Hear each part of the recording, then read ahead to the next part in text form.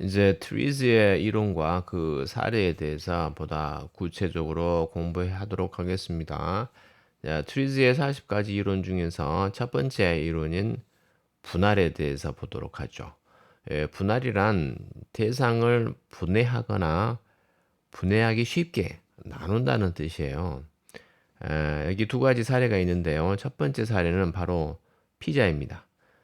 피자를 배달할 때는 이미 그 먹기 좋게 여러 걸로 등분을 해서 잘라서 오죠. 그래서 이제 소비자들이 쉽게 하나씩 이제 이렇게 들어서 먹을 수 있도록 사전 조치를 취한 거죠. 두 번째는 이제 굴삭기 사례를 들 수 있는데요. 예전에는 이제 굴삭기가 흙을 팔 때 굴삭기 끝이 이제 돌에 걸려서 이게 자주 부러지곤 했다고 합니다. 그런데 요새는 그 굴삭기 끝을 분리해서 교체를 할 수가 있어요. 그래서 이제 굴삭기 끝이 부러지더라도 그 끝만 이렇게 교체를 하는 것인데 이것이 바로 분할도 조치를 취한 거죠. 따라서 비용 면이나 관리 면에서 훨씬 편해졌다고 할 수 있습니다. 두 번째 이론은 분리입니다. 빼내기, 추출 이런 건데요. 이 이야기는 필요한 부분만 빼내거나 나쁜 성질만 제거한다는 뜻이에요. 우리가 TV를 보면 사냥꾼들이 사냥을 가서 큰 사슴을 잡습니다. 그러면 사슴을 끌고 가는 게 아니라 어차피 뭐 먹어야 될 살 부분만 분리해서 쉽게 운반하는 걸 볼 수 있어요. 또 하나의 사례는 바로 이 아웃소싱이라는 거죠. 아웃소싱이 뭐냐면 우리 회사에서 하는 어떠한 일을 다른 회사에 용역으로 맡기는 거예요. 흔히 회사에서 하는 뭐 경비, 청소 업무 이런 것들을 아웃소싱 하는 거죠. 이것이 분리에 해당되는 겁니다. 자, 세 번째는 국소적인 성질입니다. 영어로는 local quality라고 하는데요. 물체의 일부분을 원하는 모습으로 변형시킨다는 뜻이에요. 아, 망치는 못을 박는 데 쓰죠. 그런데 잘못 박았을 때 어떻게 되죠? 다시 못을 뽑아야 되는데 바로 망치 뒷부분을 변형을 시켜서 못을 뽑는 그 모습으로 만들어낸 거죠.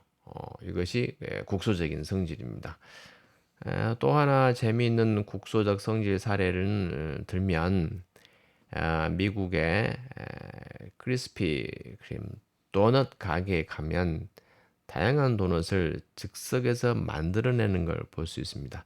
그런데 이 큰 매장 한편에 조그마한 커피숍이 들어가 있어요. 왜 그러냐면 도넛을 먹으면 느끼하잖아. 그래서 그때 필요한 커피숍이 도넛 가게 끝에가 이렇게 입점해 있는 겁니다. 자, 트리즈의 네 번째 이론은요, 바로 비대칭입니다. 그러니까 꼭 그 대칭으로 할 필요가 없다라는 건데요.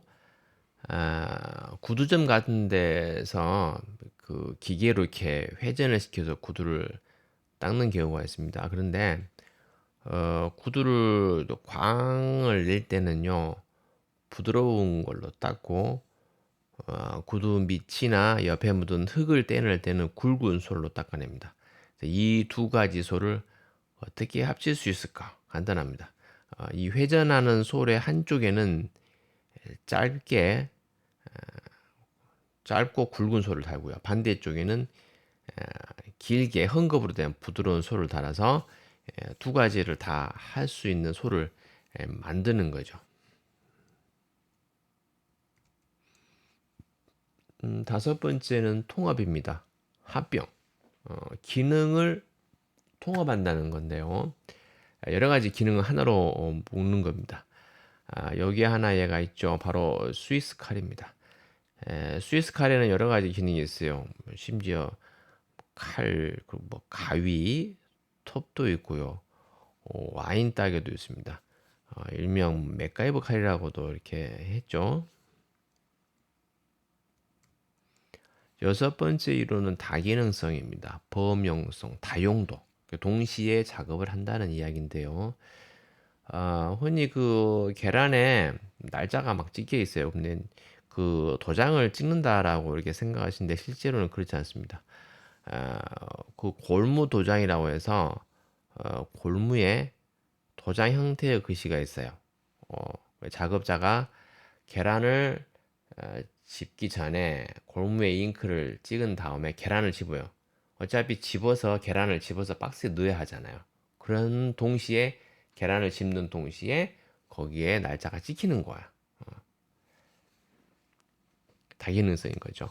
또 하나는 그 예전에 은행에서 은행 업무만 봤는데 요새는 입금 뭐 당연히 하고요. 그다음에 보험까지 보험에 대한 컨설팅도 뭐 하고 있거든요. 이거 역시 다기능성의 한 예라고 볼 수 있습니다. 자, 일곱 번째 이론은 뽀개기입니다. 안에 집어넣어 뽀갠다는 뜻인데요. 계량컵이 여러 가지 종류의 사이즈가 있죠. 그래서 큰 거 안에 또 하나 이렇게 넣고 또 흔히 등산에 쓰이는 코펠을 보면 통 하나에 안에가 차곡차곡 크기별로 해서 포개어서 들어있는 것을 여러분 보셨을 겁니다. 이게 포개기의 사례입니다. 여덟 번째 이론은 공중부양입니다. 무게 보상인데요. 무게를 상쇄시키는 것을 한다는 건데요. 한 예로 그 마케팅에서의 번들 세일 있죠. 뭐 안 팔리는 거를 이렇게 같이 묶어 가지고 파는 거야. 끼워 팔기 하는 거. 공중부양이라고 해서 실질적으로 뭐 물건을 띄운다는 것은 아니고요. 상쇄시키는 의미를 갖고 있습니다. 아홉 번째 이론은 사전 반대 조치입니다. 이것은 큰 배, 특히 화물선 같은 경우에 옛날에는 큰 파도를 맞아서 태풍을 맞아서 많이 전복이 되곤 했는데요. 이것은 사전 반대 조치로 어떻게 해결했을까요? 바로 배 여기저기에 큰 구멍을 뚫습니다. 그 구멍으로 들어가는 물이 배의 밑바닥으로 가도록 유도해 놓은 거죠. 그래서 실제적으로 큰 파도가 와서 배가 파도 속을 지나가면서 물이 배 위로 올라왔을 때는 이 구멍을 통해서 물이 배 바닥으로 들어가고 또 배는 살짝 가라앉습니다. 하지만 물이 밑바닥으로 들어갔기 때문에 배의 무게 중심이 밑으로 배가 쓰러지지 않고 안정적으로 항해를 할 수 있는 것이죠. 또 하나는 감자를 그 이른 봄에 심어 놓으면 벌레들이 감자를 먹습니다. 어떻게 이 문제를 해결할까 고민하다가 이 농부들이 해결한 게 뭐냐면 불로 감자의 겉 표면을 그을립니다. 이렇게 화상을 입은 감자는 겉 표면이 딱딱해지지만 다시 시간이 지나면 여기서 싹이 튼다고 하네요. 열 번째 이론은 사전 조치입니다. 미리 사전에 조치를 취한다는 거죠. 우리가 흔히 하는 것 중에 건강에 대한 사전 조치가 있죠. 어릴 때 예방 주사를 맞는다든가 감기 예방 주사도 거기에 해당됩니다. 맹장을 미리 제거한다거나 또 사랑니를 미리 뺀다든가 하는 것들이 다 사전 조치에 해당되겠습니다. 석쇠에 고기가 붙지 않게 하는 방법으로 바로 이 그 꼬치 구이가 나오게 된 거죠. 즉 석쇠를 고기 안에 넣는다는 겁니다. 자, 어떻게 보면 역발상이라고 볼 수 있는데 고기 안에 이 꼬챙이를 집어넣음으로써 이제는 우리가 석쇠에 고기가 들러붙는 것을 더 이상 걱정 안 해도 되고요. 뭐 고기뿐만 아니라 야채도 꼬치에 넣어서 구울 수 있고 먹기도 상당히 편합니다. 나중에 씻거나 관리하기도 상당히 편해진 것이죠.